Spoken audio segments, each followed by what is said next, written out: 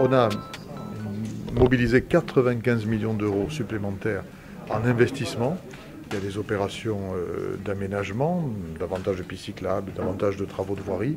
Il y a des opérations de soutien au tissu économique. Il y a également 17 millions sur la lutte contre la précarité, parce que il y a l'économie, il y a les entreprises, il y a les chantiers, mais il y a aussi un certain nombre de personnes qui se retrouvent en fragilité sociale du fait de la crise. Donc tout ça a été voté, ça s'additionne avec le budget que nous avions voté avant la crise pour l'année 2020, donc ce sont des sommes considérables que nous engageons au fur et à mesure. On a commencé à engager ces sommes-là, on va continuer, on va déborder sans doute sur 2021, mais ce qui est important pour moi, c'est qu'au moment où il y a la crise, il y a des suppressions d'emplois, nous, on soit capable de soutenir en ouvrant des chantiers, en permettant à des entreprises d'avoir des contrats et donc de maintenir leurs emplois plutôt que de procéder à des plans de licenciement. C'est ça l'idée du plan de relance et du plan de soutien à l'économie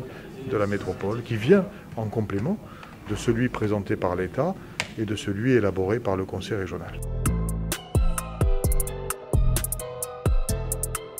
Ah oui, je suis inquiet, comment ne le serais-je pas en tant que Toulousain.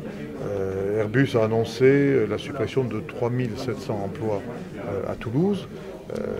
J'ai été choqué lorsque j'ai appris ce chiffre il y a quelques semaines, et le souhait que j'ai émis, c'est que le dialogue social qui à Toulouse et à Airbus est toujours très très vivant, entre les syndicats d'Airbus et Airbus, permettent de faire en sorte que ce chiffre soit quasi exclusivement des départs volontaires ou anticipés à la retraite.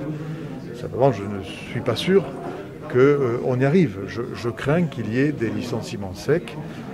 Donc ces négociations, ces discussions sont en cours. Je ne sais pas quel sera le résultat. Mon inquiétude, ce n'est pas qu'Airbus.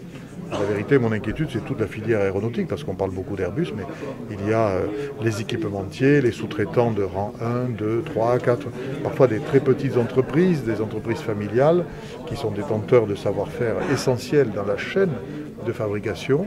Et je suis inquiet pour l'ensemble de la filière aéronautique, et je souhaite que l'État, qui a annoncé un plan de soutien, soit aux côtés de ces entreprises dans les mois et les années à venir.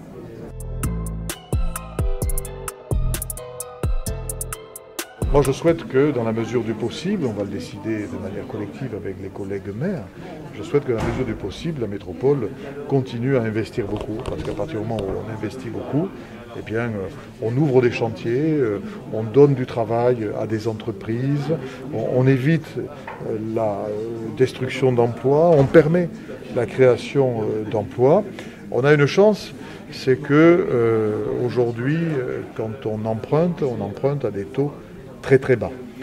Donc on a, me semble-t-il, ce levier de l'emprunt qui peut être utilisé avec mesure, bien sûr, pendant les 2 ans qui viennent, parce que je sens bien que les 2 prochaines années vont être des années critiques du point de vue économique et social. Et si la collectivité se retirait, si la collectivité diminuait la commande publique, ouvrait moins de chantiers, moins de réalisations, alors là, ça serait un facteur aggravant de la crise économique et sociale, et je ne le souhaite pas.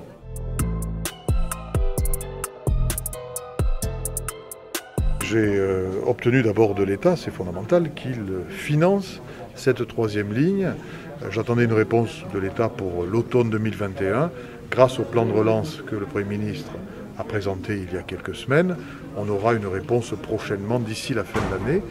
Je m'en réjouis parce que ça nous permet, nous, de continuer à avancer. Alors effectivement, on a commencé à faire des sondages géotechniques dans le sous-sol pendant cet été. Là, on est sur les acquisitions foncières pour construire les stations. On va choisir le systémier, c'est-à-dire le matériel roulant. Et à partir du moment où on aura choisi l'entreprise chargée de construire le matériel roulant, on va pouvoir affiner le projet, préparer des appels d'offres pour le gros œuvre, pour le chantier de construction lui-même, notamment construction du tunnel, construction des stations.